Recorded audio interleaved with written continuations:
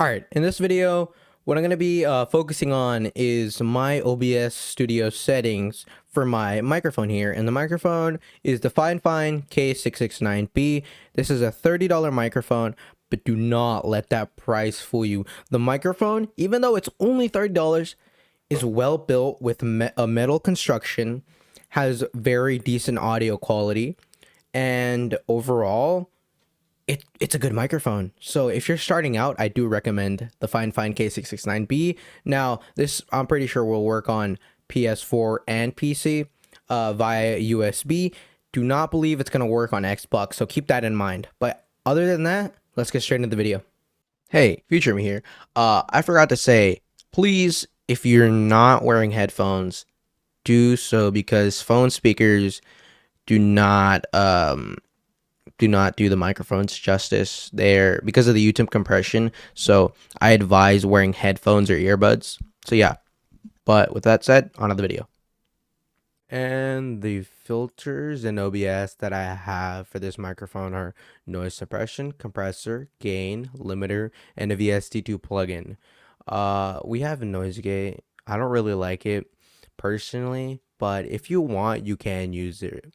I personally use noise suppression, so I'm going to be quiet to see how effective it is. So we'll see.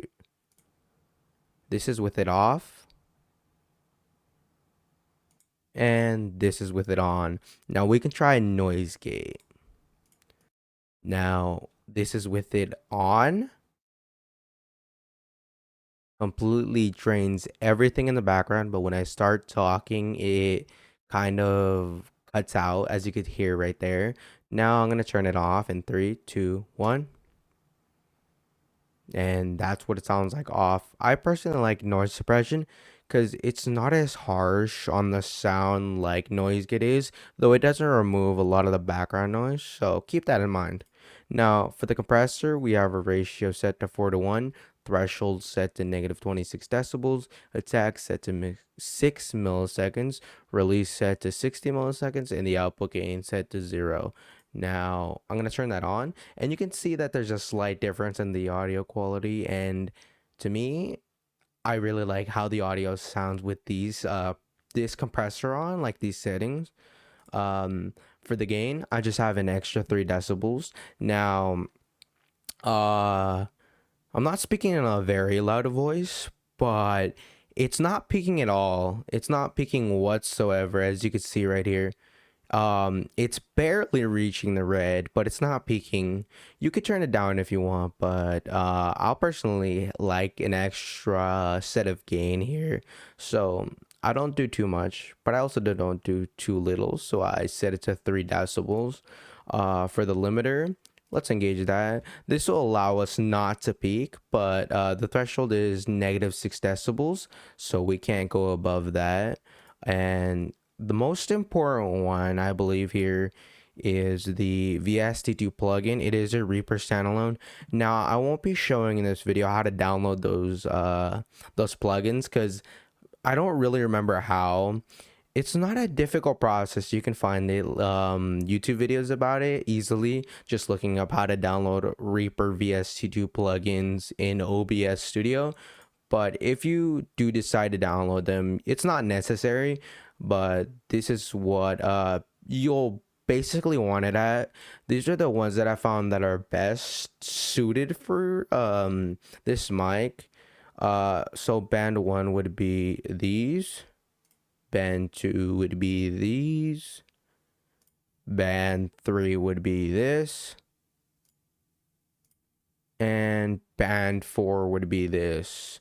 So I currently have it off, but if I turn it on, you're gonna hear a slight difference in the audio quality, in which I think fits the best for this microphone. Now, all of these settings might be a little bit different for everybody, like the compressor in terms of like the threshold, gain. You might want to turn it up if you have a quieter voice, or you might want to turn it down if you have a higher voice.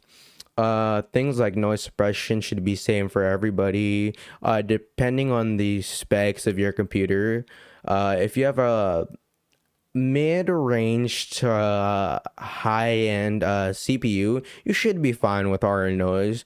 If you don't and you have like not as slow CPU, but not as good as like mine. I have an i5 11400, and it could definitely easily run this. But if you have like something like, let's say, an i5 second gen, you might want to turn that down to speed at or speaks, just to lower the CPU usage. But again, to each their own, obviously. Limiter, that should be the same for everybody. I mean, you could turn this down to maybe -5 if you wanted, but I usually leave it at the stock settings that it gives you. For VS Studio plugin here, obviously you can change it a little bit to your liking. But yeah, these are basically the settings that I find most suitable towards my voice with the fifine k669b. All right, and just because I have another microphone here. This is a Shure MV7 here. This is a much higher end, more expensive microphone, so you can compare it to like the audio quality of the fine here. Now, this microphone has its own app, which gives you presets for like compressor, limiter, some gain options, and like some filters like high pass filter, presence boost, or just keep it at stock settings. So yeah, you can compare this audio. Now, this is a much more expensive microphone compared to the fifine. Um, Microphones like this, I wouldn't really recommend if you're barely starting out. I don't regret buying this microphone because I think that for me, since I'm not like big on content creation yet, I do plan to be, but since I'm not, I don't regret buying this microphone. It's like, I don't want to say it's an investment, but it kind of is because I can use it for the future.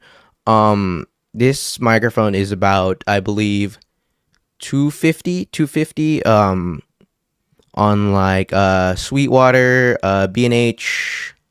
I believe they have it at Best Buy, Amazon. But I was able to get it on sale, obviously, or else I wouldn't have bought it. But yeah, if you really do want to upgrade your microphone, I mean, I wouldn't recommend the Shure MV7, but if you're looking into like that price range and let's say it's on sale, I kind of do recommend this microphone. So you can compare both audios here. It has a little interface here. So yeah, I mean, I could show the app. Ooh. I'm currently handling this, so sorry if there's handling noise. I don't have it propped up on my boom arm here. I have the fine on there. Let's see. Oop, that's the wrong one. And this is what it looks like. As you can see, I have my compressor set to high. You can have it set to low if you want, or off. I mean, there's 3 different modes: light, medium, and heavy. Limiter here, or the EQ. You can have high pass, gets rid of some of the bass in your voice. Presence boost, I don't really know what it does, or you can have both of them engaged. I just leave it at flat, leave it off. The mic gain, 28.5. In Windows, I have it to 75. That's basically all the settings here. So yeah, I just wanted to compare these two microphones here to like give you a better understanding of what a higher end microphone sounds like compared to a $30 microphone. So around 250 compared to a $30 microphone. All right, and again, this is what it sounds like with all these filters turned on. I'm gonna turn off every single one just to compare it to the stock microphone settings here. Turn off noise suppression, compressor, gain, limiter, and VSC2 plugin. So if you don't really want to mess around with these settings, this is what it sounds like. It doesn't sound bad for like a $30 microphone. It sounds pretty good actually, but if you just want to give it a little bit more how do you say, better quality in terms of audio, definitely turn on these settings. Like, let's say you're doing YouTube video creation, streaming, you're probably going to want some of these settings on, like noise suppression if you have things going on in your background that you don't want to be heard on your stream or while you're filming videos. So yeah, hopefully this video was informational and helped a lot of you out. Oh, and another thing, the audio in Windows, like the loudness is set to 75%. I usually set it to 75%, not 100, because it lowers the noise floor, like background noise and all that. So yeah, hopefully that was helpful for a lot of you. I am using a windscreen here, the foam one. It doesn't really mess with the audio, but you don't have to use it, but it just blocks out plosives. So yeah, hopefully this video was informational, and hopefully everybody has a good day. See ya.